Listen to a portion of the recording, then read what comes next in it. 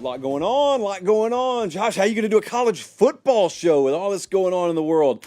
The same way we've always done it. Need I remind you people, and I don't need to remind Director Colin because he and I were the only ones in the building.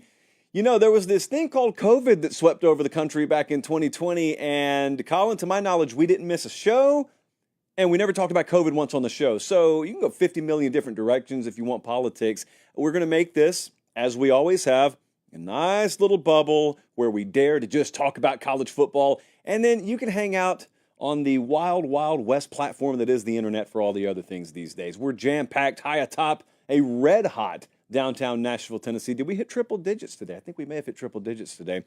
We got a loaded week, man. Loaded week. Some casually informed out there said we may not even be able to do this show tonight because of scheduling. Well, here we are, and we've got a flight to Dallas in, well, according to the latest update I got, not quite as soon as I thought it was going to be. But in the meantime, games of the year in college football this year. If I told you you had to narrow it down to 10, could you? I thought it would be easy. We had a very, very difficult time doing that today, and I'm going to share it with you on tonight's show. I've got one high-profile recruiting story that maybe you've noticed. I've got another, what I think is a big recruiting story that you probably maybe haven't noticed, but I think you need to know about it. We've got what-ifs. We've got bold predictions. We've got some swinging philosophies and opinions on LSU head coach Brian Kelly. One of my favorite questions to ask is just, what's your opinion of Brian Kelly? You would think if you didn't know any better and you're new to this sport, you just pull up his old Wikipedia page and you see, well, he won at Cincy. He won at Notre Dame. Wow, he went to the SEC title game his first year at LSU. This dude's got to be top 5, right? Wrong, according to the replies at least. Most overrated coach in America? What is he rated, as we always like to say? So, yeah, we got a lot to get into tonight. Panama City, Florida is tuned in. Suffolk County, New York is tuned in. We have entire counties checking in now. San Diego, California, Irving, Texas. Thank you guys so much. I highly recommend, if you're not already, be following at Late Kick Josh, Twitter and Instagram mainly. We released probably as much exclusive content to those platforms this week as I ever have, and that even counts during the season when we're on the literal sideline on Saturdays at games. And I'm going to be in Dallas all week for SEC Media Days. We're flying out after the show tonight, and I don't know what we'll have, but I guarantee you there will be some stuff on the iJosh that you won't see anywhere else. At Late Kick Josh. That Instagram story especially can be pretty lively. Okay, so now that that's out of the way, let's dive into the show tonight. We had a very difficult time narrowing down the college football games of the year this year. Now, you can use your own criteria. It doesn't always have to be ranked versus ranked. Of course, you have the college football playoff as the backdrop, and there's some implications, and there's newness to certain conferences. So that goes a long way in narrowing down my list, but I just threw in some personal favorites as well. So, Colin, here's your endpoint for the YouTube cut we put up later. What are the biggest games in college football this year? Just straight up top 10 games of the year. Let me show you the direction I went because I'm going all over the place. I think Ohio State at Oregon is maybe the biggest game of the year, certainly one of the biggest games of the year. These are the top 2 teams at FanDuel in terms of odds to win the Big Ten. The physicality challenge for Oregon, the thing everyone's talking about, how's that high-flying offense going to fit in the ultra-rugged Big Ten? That stuff's normally overblown, probably is here. Oregon, little cheat sheet here. Let's go ahead and start that. They may be one of the most physical teams in the Big Ten. How about that? So you've got that. You've also got the top S&P plus rated offense in Oregon facing the top S&P plus rated defense in the country in Ohio State. Autzen will be an absolute spectacle in this Week 7 matchup. And they've waited for a while up there for joining the Big Ten, but also to get one of the big boys. And they get Ohio State served up to them in their house in year 1. Everyone's going to be asking those questions. It's not early in the year, though. It's in Week 7. So we've already learned a whole lot about both these teams by then. These two teams could meet once, they could meet twice, they could meet thrice, and we know how rarely we've ever used that terminology in college football scheduling because college football is not meant to be played that way, but I digress. This right here, this regular season matchup, both of them have over-under win totals of 10.5. That one's on the board. Number 2, although I didn't list these in order, why not? Let's just do it countdown style. How about Georgia at Alabama? Yeah, they play in the regular season, Week 5. Georgia as a favorite at FanDuel right now. -3.5, the Bulldogs favored in Tuscaloosa. The Georgia defensive line, probably something a lot of people will talk about this week as Kirby Smart goes to SEC Media Days and they're asking questions. They're kind of trying to poke and prod and find the first world weaknesses and vulnerabilities that Georgia may have. Well, let's just say that's the case. Let's say maybe that interior pass rush can't get home. They don't have elite guys off the edge. Maybe Alabama's offensive line finds a whole lot more success that night than you expect. And keep in mind, last time we saw him play was a few months ago in December in Atlanta, and Alabama, in Nick Saban's last SEC game, they won the SEC championship over Georgia. How does Kalen DeBoer look against Georgia, though? That's one of the most exciting things. You know, anytime you get a coach hired, you always wonder, how will he look against my rival? Well, it used to be like if you hired a new coach at Alabama, how will he do against Auburn? How will Sharon Moore do against Ohio State? But see, Alabama-Georgia's been the biggest rivalry and the most consequential rivalry in the SEC for several years now, although it's not a historic natural rivalry. So they're asking, how will Kalen DeBoer do against Kirby Smart in Georgia? And with good reason. We get to find out. Georgia's got a shot to grab it here. You know, Kirby only got one successful swing at Nick Saban. That was a big one because it was in a national title game. But he was 1-5, I believe, versus Saban. If he starts off the Kalen DeBoer era at Alabama with a win over them in their building, it's a big deal. Think about the other side of the coin. Georgia's favored in this thing for a reason in Tuscaloosa, because on a neutral field, your odds maker friends there at FanDuel are telling you there may be as much as a touchdowns difference between these teams. If DeBoer comes in and grabs a win against Kirby year one, Kirby's like got the #1 program in America, and you would hear a ton of sniping amongst his own fan base at him, because that's life in the SEC at the University of Georgia. So I've got that one.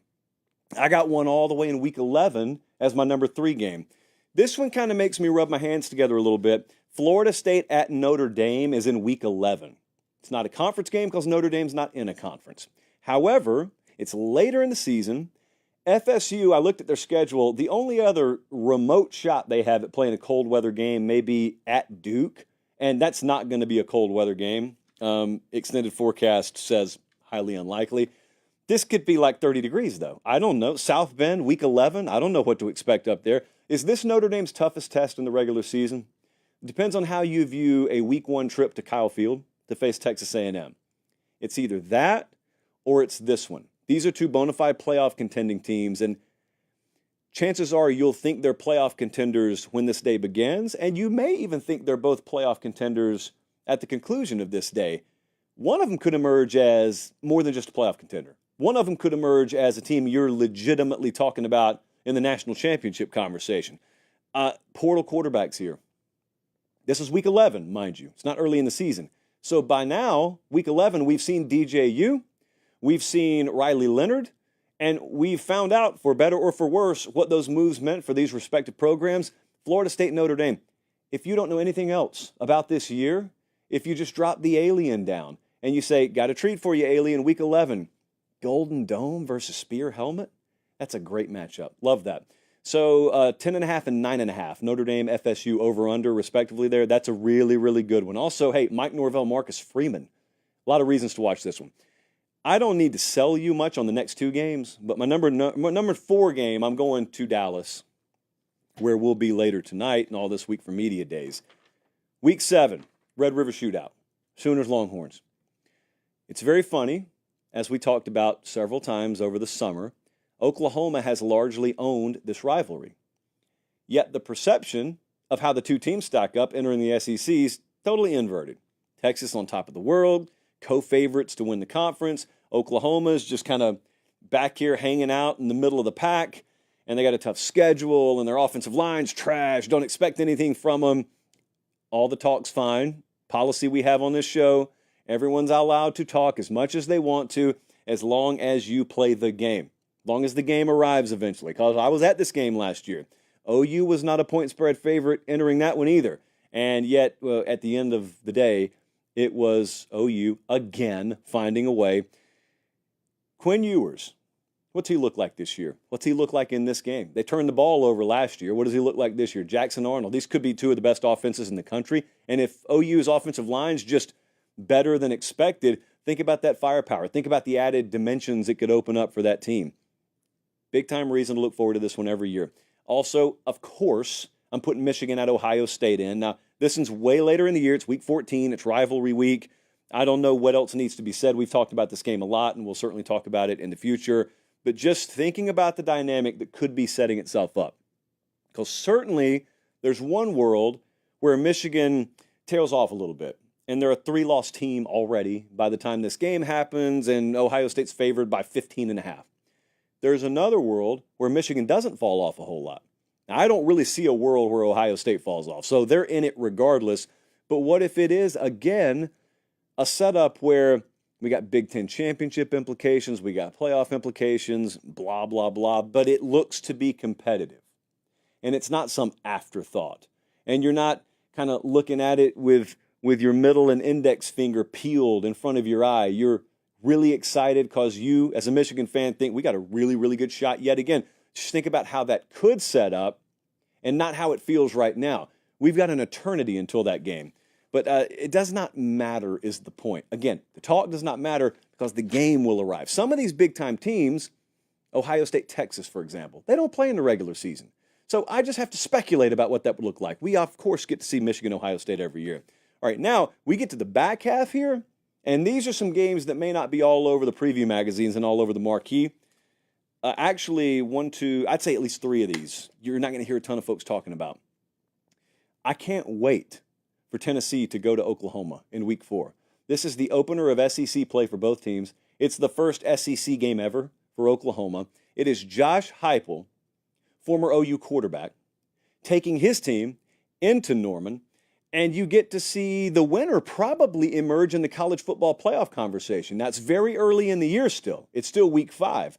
But this is such a pivotal stretch for Oklahoma. If they're going to make anything out of this season, they've got this game. I think they go to Auburn the very next week. And so that 2-game stretch, this is before you even get to like Texas or Alabama or anything like that. That 2-game stretch will determine whether Oklahoma's going to fight for a nice, respectable record this year or whether they could be in the conversation that they want to be in, which is SEC championship. If Tennessee wins, they've got a more manageable schedule, but they do still have Bama and Georgia left. But the thing about it is if Tennessee goes there and wins, then they've got Oklahoma. Well, they got Arkansas after that. They got Florida after that. They got Kentucky, Mississippi State, UTEP, Vandy. You would expect them to be favored in those games. My point is, you can start talking about splitting, or, although no Tennessee fan wants to talk like this, what if Tennessee wins all those other games? They're coming out of Norman. They got to win. What if they lose against Bama and Georgia? What if they're 10-2?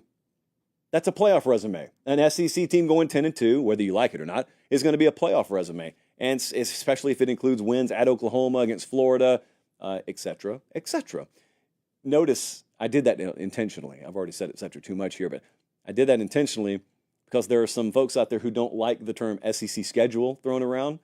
I understand, and I am openly poking them in the ribs right now by saying et cetera, because they would say, no, you don't ever say a Big 12 schedule, et cetera, name the teams. I don't have to because the committee doesn't feel that way. The committee doesn't think that way. You know it, and I know it. So Tennessee, if they get through the OU game, they're 4-0, they could probably wind up going 10-2 and have no worries that there'll be a seat at the playoff table. Week 5, the very next week, Virginia Tech at Miami is one of the games of the year for me because it, number one, answers the question of which of these two needs to be taken the most seriously in the ACC race. But before that now, what did Miami do in that Florida game in week 1? While it's not a conference game, you think about the uncomfortability that will be in the air, the toxicity that will be in the air if Mario and company go up there and lose that game versus if they go up there and win it, how much hype there'll be. And then you start looking down the schedule because this is what everyone does. You get past a big game, and then you start, okay, what's next? Who do they have next? What's their next big game? Well, with Miami, you look on their schedule after the Florida game, and you say, wait a second. Virginia Tech, wasn't that sleeper team everyone's talking about? Yeah, they got Drones, the quarterback up there, really good running game, and defense is pretty good. Yeah, They play at Miami, yeah. And it's a Friday night? Yeah, which I didn't even realize until a little while ago. If Virginia Tech wins, there is a wide open path to them being undefeated in conference play, or maybe just undefeated when Clemson comes to town later in the year. We can dream. If Miami wins that thing, and that got coupled with a win against Florida in week 1, it may not shock anyone. It may not raise the eyebrows nationally because most of the nation doesn't think top 10 highly of Florida or Virginia Tech. But how much validation would that be for Mario Cristobal and his team that, hey, we're on the right track. We're winning games that we used to lose.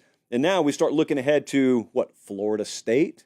We start looking ahead to maybe ACC championship ticket punching, maybe having some breathing room, maybe being able to lose a game and still go to Charlotte. So what kind of Miami are we talking about? What kind of Virginia Tech are we talking about? What about week 8? Georgia at Texas is one of, obviously, the premier games of the year. It's number 1 versus number 2 in the SEC. This is part of that Georgia upgraded schedule. Georgia this year, they face Clemson neutral site. They're going to Texas. They're going to Bama. They're going to Ole Miss. They got a really, really, a markedly different kind of schedule than they used to have. Now, here's the trade-off there. It sounds like, Georgia's got to play so many more tough opponents. They got to play Georgia as well. And so Georgia goes into Austin here. It's the same week an F1 race is in Austin, mind you. This is the week after the Oklahoma game for Texas. I challenge anyone, because this has been a fun exercise when I've been listening to how tough OU's schedule is compared to Texas's in year 1 in the SEC. Here's how you know you're grading on a little different curve. They're telling you, if you're a Texas fan, folks are out there telling you got a break. You got a soft schedule by SEC standards. And they may be right. And the thing is, you may still have one of the toughest 1-2 stretches in Red River against Oklahoma, Georgia the very next week that there is in the country. And that's playing one of the lighter schedules by SEC standards. So how about Carson Beck, too? Now, Carson Beck, the favorite or co-favorite to win the Heisman right now. He's right up there. Gabriel's up there. Carson Beck's up there. If he stays healthy this year, there will be no doubt. How could anyone have questions about Carson Beck, for better or worse? Because by the time their season's over, you will have seen Carson Beck against Clemson's defense, on the road against Bama's, on the road against Texas, on the road against Ole Miss. You throw in some other teams as well. You will know everything you need to know about Carson Beck. What about week 6? Hit the rewind button a little bit. Clemson at Florida State. The only time I have been to a game at Florida State, it was back in either 15 or 16. Deshaun Watson was still at Clemson, and they went in there and they won late against FSU, 35-31, I want to say it was. Amazing atmosphere. This one will be as well. Jesse, we have a noon kickoff confirmed for this already? Is that right? They already did that for real? I did not know that. Noon kickoffs everywhere. You know, as someone who has advocated for as many noon kickoffs as possible, even I am getting close to admitting we may have a few too many big games kicking off at noon.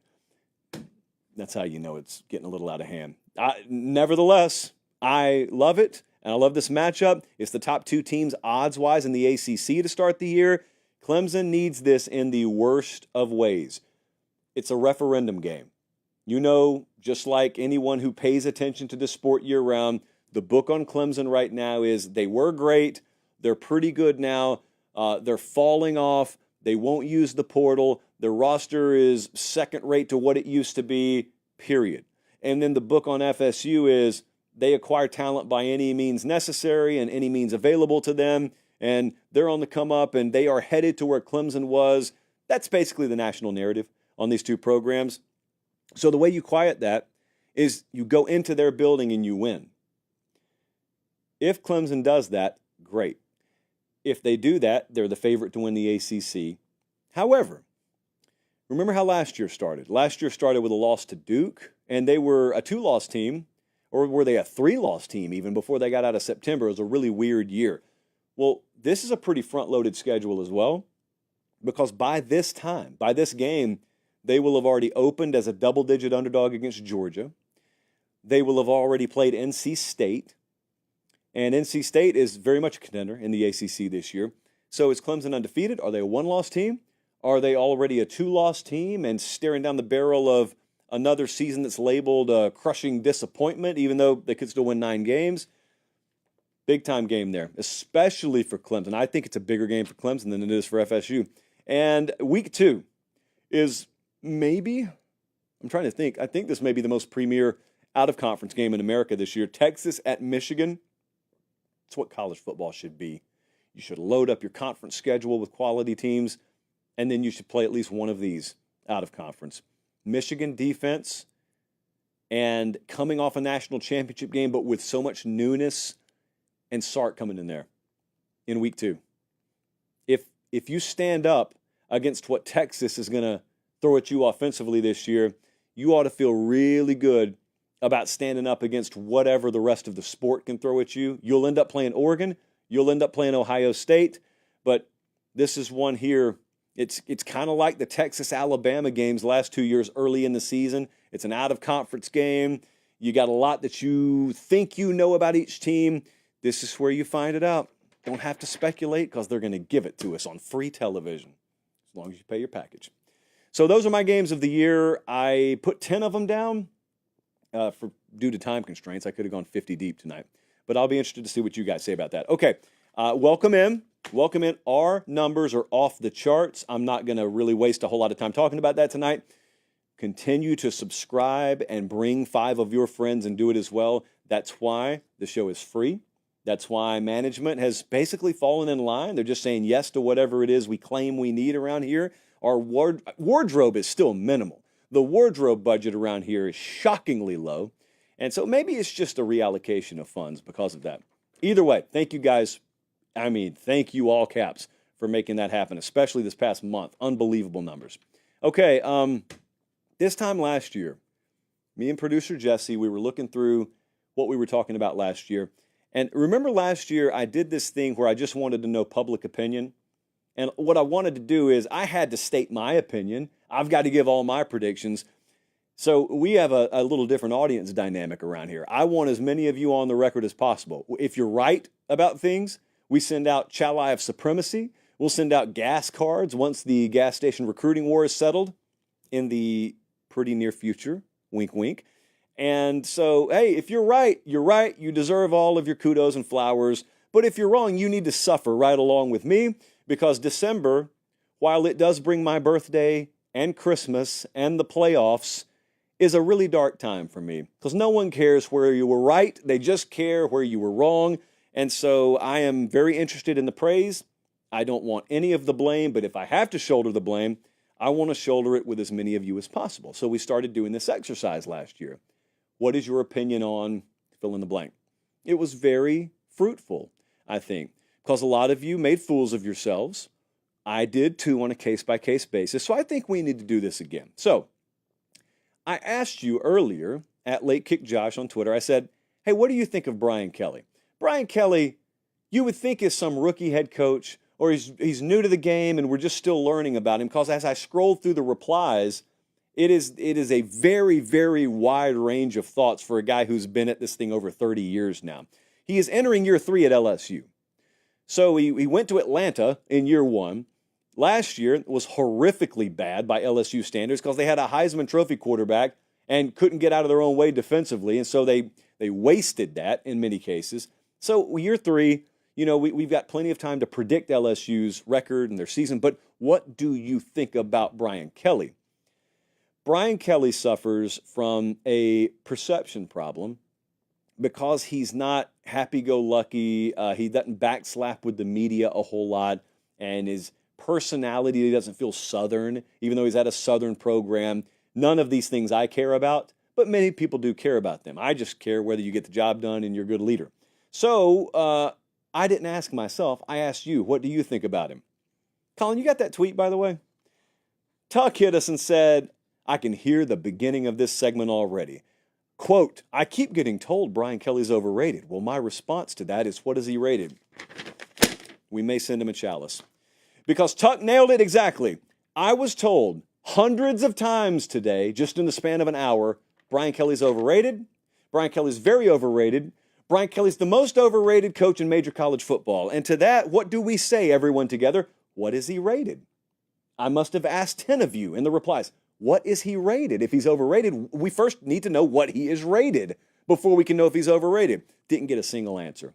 The closest I got was one of you sent me a CBSSports.com article where one of our writers, I don't even know who, rated him the number 4 coach in America. And you said that's not even close. So I said, well, where should he be rated? And then I was told middle of the pack. And surely you don't mean in the 60s, which mathematically is the middle of the pack for college football. But you know what? Let's just say you meant outside the top 10. Okay? That's insane. By active head coaching standards, even suggesting Kelly belongs outside the top 10, to me, is insane. The biggest criticism I heard about this guy, and you'll never believe this, but the biggest criticism I heard about Brian Kelly was he does a lot of good, but you know, what great wins does he have, Josh? And more specifically, where's his national championship? This guy's so good. He killed it at Cincinnati. Yep, sure did. Oh, he crushed it at Notre Dame. Yeah, he did. They're sarcastically saying that, but yet I'm saying, no, that's not the flex you think it is. Because check and check, he did those. And now he's at LSU, but he's got an entire 3-decade-plus track record about himself now. What has he won, though? National championships, what has he won? Do any of you think this through? Those of you who say Brian Kelly's overrated because he hadn't won a national championship, we have a grand total of 3 active head coaches who have won a national championship. One of them's Kirby, and he'd be number 1 right now in most polls in college football. One of them is Dabo Swinney, who would consensus be top 10, maybe consensus top 7, but people fluctuate in their opinion and what he was versus what he is. The third one is Mac Brown, who's a massive friend of this program, and I will never besmirch the good name of Mac Brown, but I don't think most of you are power rating Mac as a current top 5 head coach. What are we talking about? That's the end of the list. I'm looking. 1, 2, 3. That's the end of the list. So if that's the criteria, Brian Kelly could reasonably be as high as number 4. And I don't really even think most of you guys who claim that titles are the end-all be-all are putting Mac Brown top 3. So again, I ask, what is he rated? What should he be rated? Either way, like we could do that for days. This will radically shift in 2024, which was my entire reason for asking it. Well, that plus we're going to see Brian Kelly tomorrow in Dallas. Do you realize what could happen this year? So again, they win the West in year 1 and they beat Bama in the process. And so we're off to the races. Brian Kelly era at LSU off to the races. Then last year, they had the worst defensive staff, according to our internal numbers, in the conference. Defense was terrible. And as a result, they had a Heisman Trophy winning quarterback and still didn't really find themselves doing anything of note at the end of the year. Should have been a national championship team with that kind of offense, and it wasn't. Okay, so we've gone to year 3 now, and they didn't do what they needed to do in the portal. They've got Garrett Nussmeier, who's a program guy. He's been there a while. They got supreme confidence in their offensive line. They feel they've backfilled the wide receiver position very well. They did an incredible job, I'll grant them this, of upgrading their staff defensively. They did not do such a good job of upgrading their personnel defensively, but we'll see. It's like the experiment at USC.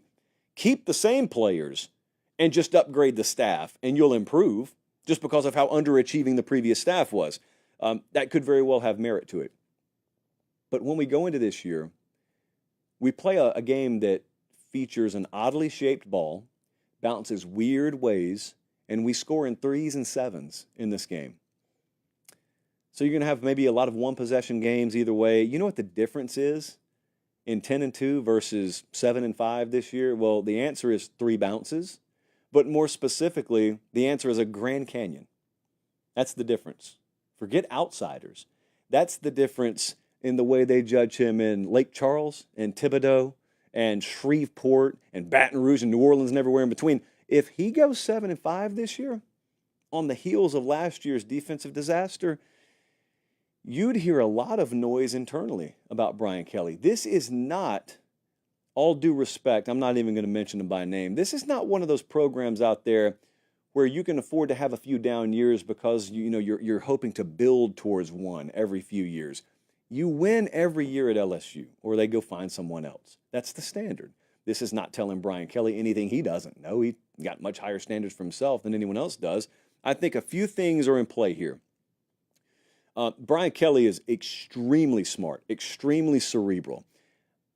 I wonder, and this is me personally, I wonder, number one, about the internal structure of that program and athletic department. A lot of stuff no one ever sees.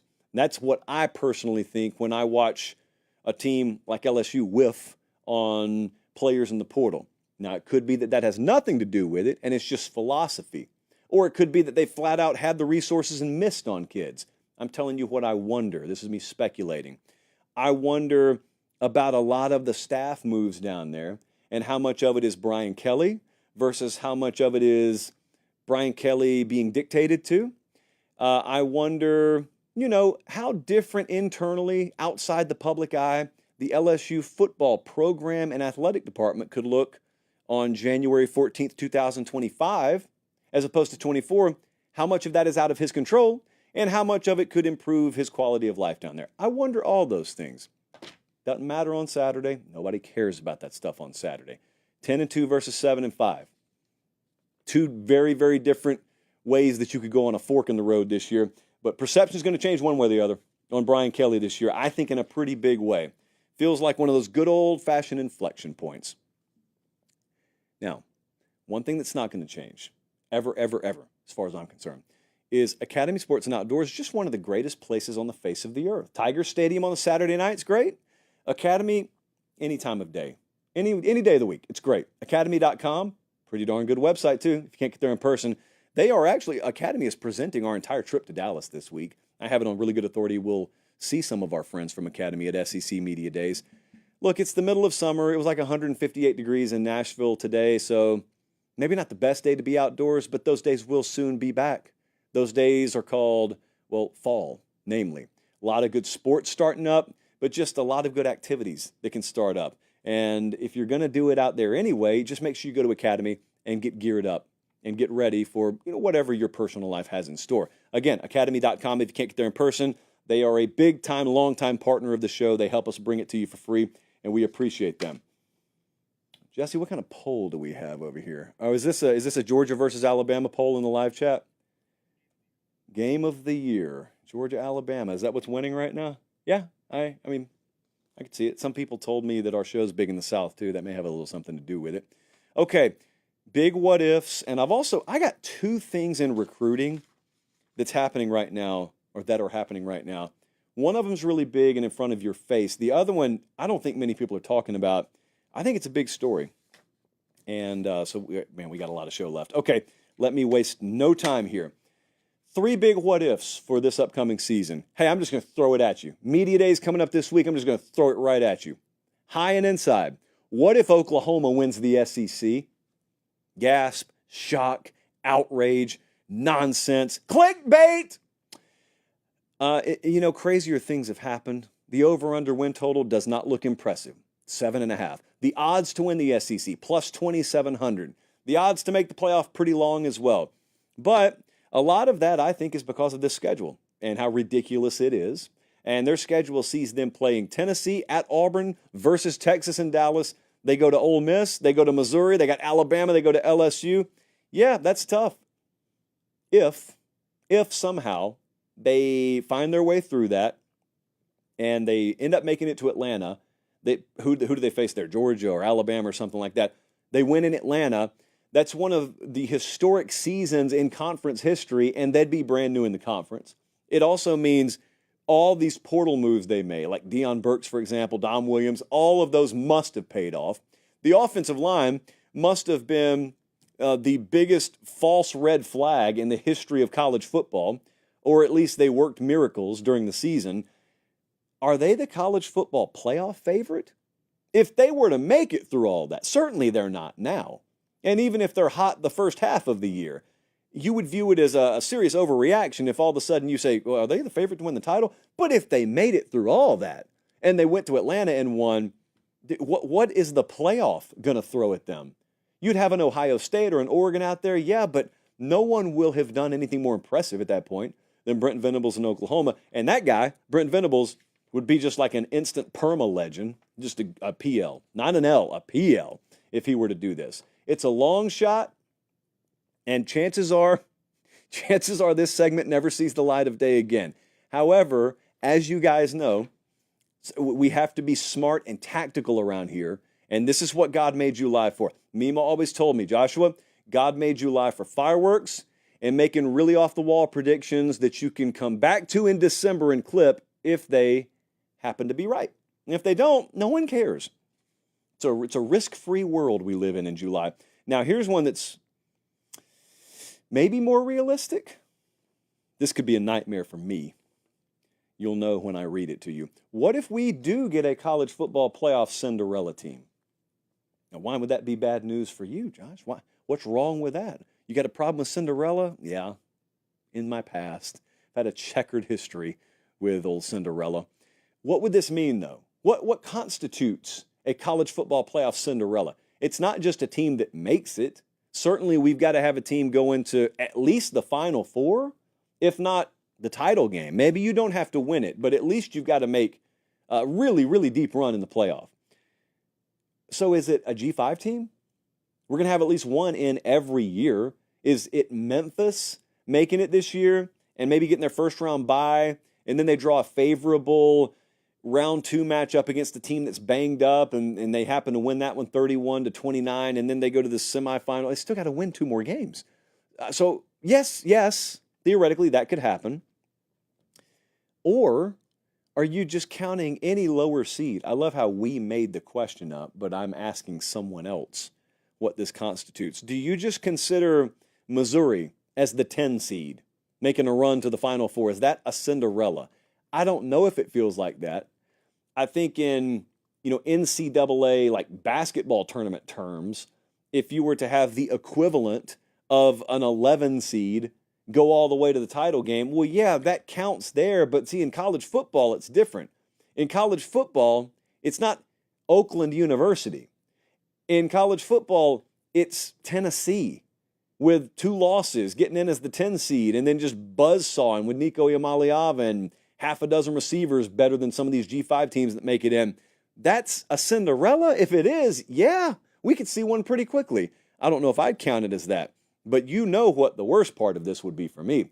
The worst part would be the expansionists who would be in full-off I told you so mode, not even realizing the point they're making is not contradicting the point any of us ever made. The point that I've always made in being against playoff expansion is not that one of these couldn't make a run. It's not that someone outside the top 4 maybe wasn't even capable of winning at all any given year. It's that I don't believe the bar should be that low, because I don't really care about tons of inclusion in the playoff. I'd rather it be exclusionary. I'd rather it be extremely hard to get into, because I love the regular season. So I don't really feel like sacrificing all that just because I can throw 37 teams in the playoff, watch one of them, which is mathematically inevitable eventually, make a run and say, told you. Imagine what? Well, imagine what could have been in years past. Yes. It is a statistical certainty that if you rewound the college football clock and you expanded the field times 3 for a decade, you probably would have gotten some upsets. You probably would have gotten maybe a different champ a time or two. That doesn't invalidate the way I feel. It was never about whether the title would be the same. It was about how stupid it would feel to watch teams play big-time late-season games, number 4 versus number 7, and have the commentators sitting there in the fourth quarter as the clock winds down saying, well, it's not the end of the world for State U. They'll still be in the playoff. It's just a lower seed now. That is not college football, but I digress. It could be moving forward. And lastly, a lot of folks talking about Oregon in the Big Ten, and certainly Michigan and Ohio State. Will USC make any noise? What's Penn State going to be? Nebraska, it's really exciting. What if Wisconsin makes the big year 2 jump up there under Luke Fickell? I was very disappointed in them offensively last year. They brought in Phil Longo. They brought in a number of transfers like Tanner Mordecai at quarterback. It just never really gelled into anything that was formidable. So now they brought in Tyler Van Dyke via the transfer portal from Miami. If he can be healthy and much more consistent than he was last year, it's a better team. Not to mention just the normal year 1 to year 2 progression. Does this happen, first off? And then if it does Does it coincide with any other of the traditional Tier 3 programs and teams in the Big Ten making a jump? Because I think Tier 2 is very shallow in the Big Ten. It's Penn State, basically. You got Oregon, you got Michigan, Ohio State, and then there's Penn State, but there's not a robust Tier 2. You go down quickly in caliber of team. And it's been that way long before Oregon and USC and UCLA and Washington made the move. It's kind of felt that way. Well, I have believed that the key to better competitive balance there is your Wisconsins of the world, your Nebraskas of the world, your Michigan States of the world. They got to invest, they got to hire, and both of those they've done. And then they've got to elevate to at least Tier 2 status. I wonder if that would happen. If Wisconsin is that much better this year, they got a shot against Bama week 3. Do they then take that bye week and go out to LA in week 4 and serve one up to USC? They've got Penn State. They've got Oregon at home as well. They go to Nebraska. So they got a shot. If Wisconsin's improved this year, maybe they themselves don't do anything overly special in the postseason. Maybe they ruin someone else's shot. Let's move right along. We've got a fairly brisk pace. Do you realize what's happening right now? One of the things I hate about the recruiting calendar is it used to be that the recruiting calendar was such that January was like a really big final runway to the finish line, and it was after the championship game, and then like National Signing Day was the end of the college football season, quote unquote. And now, because of the early signing date, it's July, which is okay. It's not like I'm ever tuned out, but I feel like not as many people are paying attention in July to recruiting as they would be in the old school in December and January. Well, don't worry, because we're here to pay attention to it for you. So, Colin, throw me that Bama tweet. Whomst amongst us saw this coming. Gregory hits me and says, let me guess. Alabama and Kalen DeBoer are going to get gassed up now just because they landed a few commitments in July that don't mean anything. Not falling for it. You better fall for it, Gregory. And let me tell you why. The Gregorys of the world, Greg and people of his ilk, and we know because we looked up the tweet history, were the same folks in January throwing around terms like Husky Harsin. You went from Husky Harsin to Seattle Saban in record time. I'm not forgetting. In fact, I bookmarked him by the dozens because your boy here had the audacity and nothing but a white t-shirt to come on air and say, you know, I don't think Kalen DeBoer is going to be straight up trash recruiting. And, that's okay. You sounded like jackhammer operators out there yelling at me. That's okay. I've got to be live. I've got to state my opinion for the record, and for better or for worse, it lives. I thought the transfer portal was going to be fireworks in the spring. It was a dud. I got trashed. I wore it. I moved on. It is what it is. But I'm tired of putting on the clown nose. I want someone else to put on the clown nose. So, Gregory, grab your clown nose. What's he talking about? Well, since the last time you and I spoke, which was only 72 hours ago, Alabama has landed 5-star wide receiver Caleb Cunningham out of Mississippi, 5-star offensive tackle Ty Haywood out of Denton, Texas. They also, just for good measure, saw Keelan Russell, Elite 11 MVP, current committed quarterback to them. They saw him elevate to 5-star status.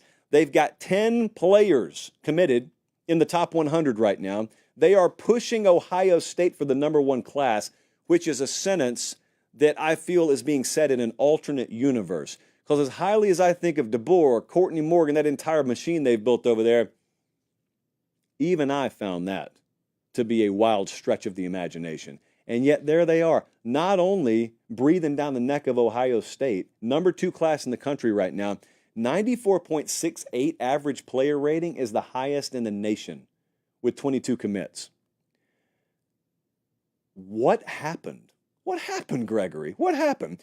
Well, it turns out that recruiting the South is very difficult, but also not nearly as difficult or convoluted as some of you make it sound. Some of you think if you don't know every highway and back road in Alabama, then you're going to be lost down here. And that is not what it takes to recruit the South. Someone could land here from Mars, and if they're really good at connecting with people, they're really good at selling their vision, and they're grinders, and understand what grinding really means. Not, man, I've worked 42 hours this week. I'm exhausted. No, if you're really a grinder, then you will recruit any region of the country effectively. the South, or the North Pole.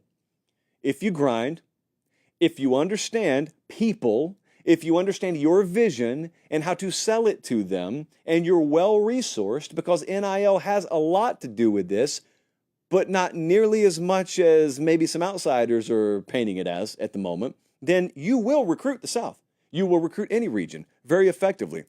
The list, it's just funny to look back now because of what this means, for the future of their program and the future of the SEC. This was a forever question. What's Bama going to be like after Nick Saban? I wondered. You wondered. I mean, certainly they'll never find anyone to come in and replace Nick Saban. Certainly there's no one else out there that's going to take advantage of this machine and then continue it the way that Saban did. No one's going to recruit at this level. Are they going to get anyone even close? And it takes a lot of years for us to ultimately determine that. The early returns are excellent. But the point is, when this staff got hired at Alabama, okay, here's a list right here of the people who question their coaching ability. It's a blank piece of paper. I didn't hear the first one. Even the biggest fool amongst us never questioned Kalen DeBoer and his college football staff being able to coach this game. The tactical side, the evaluation, the development, the X's and O's, no one questioned it. Over here, there's a scroll a mile long of folks who thought they ain't going to be able to recruit, though. They were wrong. The people on this sheet were right, though. So if you've got the football piece and you've got the talent acquisition piece, what you're going to have is you're going to have an elite program for a long time. But it's meaningless, I was told today. That's the last refuge for a lot of you who are still clinging to this very, very tired notion that all of this is a mirage. Like, I've had a bad dream before too, guys. This isn't a dream, it's just reality. But some of you are telling me the old go-to line of it's meaningless. Verbal commitments are meaningless. And longtime viewers and listeners to the show know what I always love to do with that. I've never actually collected on this because no one's ever taken me up on it. They got what, Jesse? 22 verbal commits? I'd actually call that 21. I think there may be a decommit coming down the road. Anyway, let's call it 22. 22 verbal commits for Alabama right now. I will put $1,000 up per kid that decommits if you'll match it and put $1,000 up for every kid that remains committed in this class. I want you to show me how meaningless these verbal commits are with your wallet. I'm happy to do this. You know what? Feeling brave tonight. I'll double it. I'll put up $2,000 per decommitment, and you only got to put up $1,000 for every kid that remains committed. There are 22 of them right now. Who's willing? I'm looking at the live chat. Jesse's happy to take down your contact information. Who's willing to do it? This list is always really short. Now, that's what's happening in Alabama. There's another recruiting storyline that I don't think as many people are following right now. And it's up at Penn State. So Jonathan from Boston hit me. He said, am I crazy for thinking that Penn State might be in big trouble in recruiting with all the top in-state kids leaving this cycle? I'm glad you mentioned this, Jonathan. This is not a national story yet. No one outside of that region is really talking about this. Hardcore recruiting types are. But I don't think this is some national story. It's really tough to judge. It's undeniable that they are whiffing in-state this year. 0 of the top 8 kids in the state of Pennsylvania are committed to Penn State, and all 8 of them are committed. So it's not a bunch of uncommitted kids. They're all committed elsewhere. Missouri, Michigan, 3 of them to Ohio State, 1 of them to Bama, Duke. It's hard to judge how big a problem it is, though, because what I cannot know is I cannot know what their internal strategy was for this cycle. Here's what we do know. They got the number 10 class in the country right now. So it's not a disaster on the surface. 20,000 feet, you look at it, it's not bad. It's the 3rd highest rated class in the Big Ten right now, number 10 overall. But what we know is they have consistently recruited the state of Pennsylvania recently. 2024, they got number 2, number 3, and number 6 in state. 2023, number 1, number 2, number 4 in state. 2022, players 1, 3, 5, 7, and 9 in state. So they've gotten more than their fair share of in-state kids. This year, whiffing on the top 8? Is it a problem? Well, it's got to be some kind of problem. Now, is it an insurmountable problem, or is it just something that bugs them right now? That's what I don't know. And I'm willing to wait and see how this class shakes out. But one of these was a wide receiver, and they lost him to South Carolina. And that stings. To me, on the surface, that stings. It's a position they've been badly in need at for a while up there. They missed out on another wide receiver out of state this past week. Their top 5 commits are all out of state. So it's just different looking. It probably is somewhat of a problem. It's different looking. They either need one of two things to happen. They either need the offensive profile of that class to radically shift in the coming months, because most of their top committed kids are defensive kids right now. They either need that to change, or they need to do something they really haven't been known to do, and that's make significant moves in the portal. Now, we don't know the whole picture. James Franklin and his staff do. It could be that they didn't particularly love the in-state crop this year. It could be they loved some of them and whiffed on them, but the others maybe weren't nearly as high a priority. It could be that they wanted to load up on defense and they are going to be a whole lot more active in the portal. It could be that NIL is still a big-time issue up there for them. I've done this before. I will openly and somewhat in an informed manner speculate again. I think they've come a pretty good way up there. Anyone who suggests Penn State's NIL operation is anywhere close to matching what they have at Ohio State or what they have at Texas, what they have at places that you're going to have to beat if you want to get where you want to go, is kidding themselves. There's no way. There's absolutely no way. And that's just an innocent bystander's point of view. Then you start asking around a little bit, and you get it confirmed that, yes, your suspicions are right. So let's wait. Again, it's not ranked 30th. The class is ranked 10th right now. I am interested to see where that goes. They're watching us in Addison, Alabama. They're watching us in Marietta, Ohio, and Aurora, Colorado. Thank you guys so much. We always have a bunch of new viewers this time of year, any given show. I thank you for watching. We do this all year, and we make it free, and all we ask you to do is subscribe to the channel or the podcast, and then recruit 5 of your friends, because, as you just heard, recruiting is very important. Where do you think South Carolina's headed right now? How would you judge their trajectory? The expectations are not high. They have the 11th best odds to win the SEC this year. Their over-under win total's 5.5. They have 7 games this year against teams in the preseason top 20, according to FanDuel's odds. Beamer's entering year 4. So the first year they overachieved, and he went 7-6. The next year they overachieved, and he went 8-5. Last year fell back a little bit. They went 5-7. There are a million variables that go into those sorts of things, not the least of which is injury. You don't have the kind of depth 1 through 44 at a place like South Carolina they do at Georgia, or they do at Alabama, or they do at Texas. The ball bounces a weird way. The schedule could be tougher. So there are a million different things that can happen there.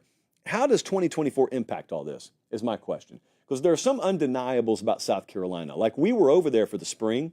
We took the speaker series over there, and Shane Beamer, his entire staff, great to be around. But I spent the whole day over there, talked to like a couple dozen people. You work out with the strength staff.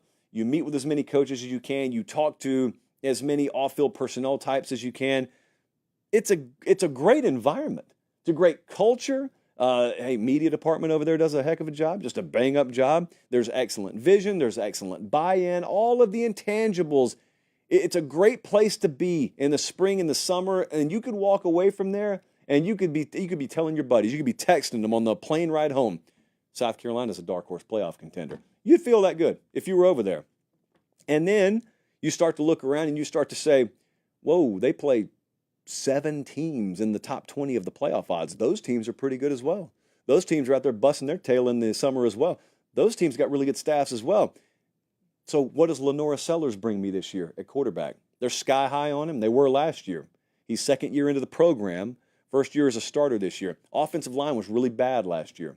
How much does that improve? They went to the portal for some wide receiver help. Who's their wide receiver 1? Does that room, do the pass catchers fall in line? Does it matter if the offensive line doesn't pan out? Defensive front could be pretty good for them. How's their secondary shake out? You know, it's so easy to get drunk on hype. I'm not talking about them because they're doing everything they need to do. They've put in the work over there. Everyone talks glowingly about that. But the thing about it is you don't win games statistically in July. You put in the work that's going to show up in the fall. But when it's 23-23 late against Texas A&M or Missouri or Ole Miss, all three of whom they play at home, the way those games go is the difference between 6-6 and 9-3, and it's just the perception is way different based on those outcomes. You never know. You can feel good that you've closed that gap, but you never know. You never know until those fall Saturdays arrive. So the South Carolina trajectory, I would say, is like in a holding pattern. It was green arrow up for a couple of years, and they've got either a really, really daunting challenge ahead of them, or they've got a great opportunity ahead of them based on how you perceive a tough schedule. Next question, outside the SEC. Nebraska's offense was terrible last year. That's not a question, that's just a fact. How much better will their offense be this year? How much could Nebraska's offense improve, and is it reasonable to be expecting that? So producer Jesse, about once or twice a year, comes into the office, and he's got really, really big eyes, and I know there's something on his mind. What is it, Jesse? He says, I've got a term I think we should use tonight. It's called the Iowa Shield. And I said, I'm bored already, but go ahead. And he said, no. Iowa is so bad offensively that they shield a lot of other woeful offenses from being talked about more. And you know what? He's not wrong. Michigan State was terrible last year, 128th in the country. Nebraska, awful, 117th in the country. Northwestern was 124th in the country. So the Big Ten didn't light the world on fire at the bottom of the barrel offensively, but out of those teams, Nebraska's the one that feels like it could profile way up this year offensively. Dylan Raiola, true freshman at quarterback, yes, that's the big key. 6'3", 220, five-star guy, decommitted from Georgia. He's there now. They were 129th in the country in pass yards per game last year. They were 123rd in points per game. So it's going to be better. It's certainly going to be better. Is it like better as in ascending to the 80s?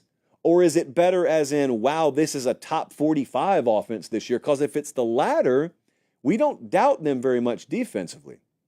If it's the latter, they put that defense in position where they could actually win some of these games in this schedule that we keep looking at. And we keep saying, outside of that trip to Ohio State, where's the sure loss?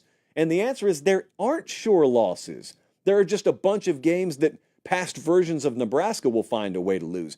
But if you got a top, let's just say a top 50 offense, that defense, case-by-case basis, is good enough to have you rolling into Columbus in week whatever that is undefeated. 173 starts combined on that offensive line. That's not bad. Wide receiver unit looks fairly promising. It's a quarterback-friendly schedule. How much does that offense improve? It's one of the big questions in the Big Ten this year. Right now, 1, 2, 3, 4, 5, 6. They are the 7th odds-on team to win the Big Ten. We know that because our friends at FanDuel, the exclusive odds provider of Pate State, they confirmed that. And you can go there right now and you can bet it if you want to. Or if you want to hold off, you can do that. You're free to do so. Or if you don't feel like betting at all, that's okay too. You can still go look, and they don't charge a dime to look over at FanDuel. And we appreciate them being the FanDuel exclusive odds provider of the show. And the reason is because come fall, inexplicably, I have my hands behind me like I'm being arrested. It's just comfortable. Come this fall, the relationship we have with FanDuel is such that, I got an email from one of you last week, a couple of weeks ago, that you wanted a specific prop. What would this line be? Or what would this total be? One of you asked, if so-and-so played so-and-so's schedule, what would their over-under win total be? FanDuel shot it right back at me. Now, I can't give it to you yet because there's a lot of legalese involved in that, but that relationship will be wide open this fall. So we appreciate them. Arm in arm, we enter the year with FanDuel. Okay, bold prediction time, and then we got to roll because we have a flight to catch tonight. Looking forward to media days this week at Late Kick Josh. Be sure you're following on the socials. Bold prediction time again tonight. What do you believe? Would you bet your own money on this? What do you believe? First up, this is bold. Buckeye rationalist of all people from Camp Pendleton, Colorado, said this year's Ohio State team will have the best statistical defense of the entire playoff era. I'm going to stop there. Just the entire playoff era. So that's since 2014. Georgia's the best. 2021 Georgia allowed 10.2 points per game. Last year's Michigan team, next best, 10.4 points per game. Would you believe it if I told you last year's Ohio State team was third best, 11.2 points per game, and it was viewed as a disappointment? Would you believe that? I think you would. At Oregon this year is the only time they'll face an offense that you would preseason call elite. Whatever the regular season brings is whatever it brings. But look at that schedule. Outside of that, you got Akron, Western Michigan, Marshall on the out of conference, and then it's Michigan State, it's Iowa, it's Nebraska, it's at Penn State, it's Purdue, it's Northwestern, it's Indiana, it's Michigan, at Oregon, October 12th. Does Oregon hang 38 on them, or is it a game played in the 20s? Because if it is, this could be very much in play. I think this is an 8 on the boldness scale. That crew they got up there could very well be the best statistical defense we've seen in the playoff era. So that's not that bold to me. I'm going to call it an 8. Next up, this was creative. From Terre Haute, Indiana, no team from the old SEC West will make it to the SEC championship game. We don't have divisions anymore, but we remember them semi-fondly. So Bama, LSU, Ole Miss, Auburn, A&M, these were all the teams of note this year that were in the SEC West. None of them are top 2 in the current FanDuel odds to win the SEC. So Bama's 3rd, Ole Miss is 4th, LSU's 5th, A&M is 6th. So Georgia, Texas are 1-2. Then 3, 4, 5, 6 are from the Old West, and then Auburn's down there 7, 8, 9, 10, I believe. Georgia, Texas being 1-2, yes, makes this pretty bold, but it doesn't make it overly bold because, I don't know. I think it is pretty bold that even though number 1 and number 2, if they faced off, would make this come true. How often do we really see that? Like Bama, Ole Miss, LSU, A&M, one of them is going to have something to say about this, I think. So it's an 8.5 on the boldness scale. It's very creative. I liked it. It was good. Utah. What about this from Spring Lake, Michigan? Utah will make the national title game. Well, that's a 9.75. That is chalice quality. That is chalice of supremacy earning boldness of a prediction if this comes true. I was thinking about the best case. What's the best case for Utah? Clearly, they need to win the Big 12. That gets them a bye in the first round. And then they have a very favorable round 2 game, let's say. Even if all that happens, they still need to win 2 more games. Well, they need to win 1 more to get to the title game. And you're not going through any kind of layup in the semifinal. That's not happening. Maybe someone gets really hurt at a critical position en route to a win the week before, and they're a hobbled team and you face them. Maybe, but no one can predict that. So they've got the 16th best odds to win the whole thing. Cam Rising's back for his 19th year, good offensive line depth. They only face one top 25 odds team in the regular season. So there is a high likelihood they're in the conference title game, which means they're playing for a first-round bye. So I don't doubt Utah's going to be in the picture. But to win it all, yeah, he didn't just say make it. He actually said win it all. So even if you get the first-round bye, even if you get a favorable second-round matchup and get in the semifinal, you still got to win 2 more games. That's a 9.75 on the boldness scale. And lastly, this is so sad. This is the Sarah McLachlan special of predictions.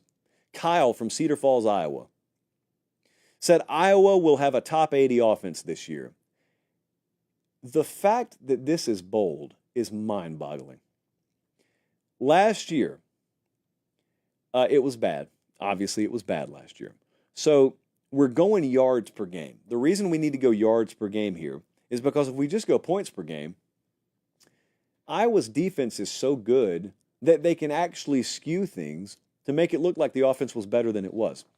In 2023, they were last in all of FBS in yards per game, 234.6. That was 28 yards worse than the next worst team in college football.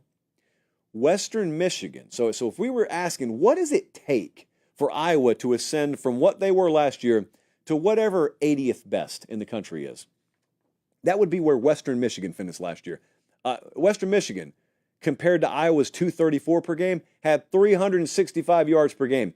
they've got to be 130-ish yards better per game than they were last year.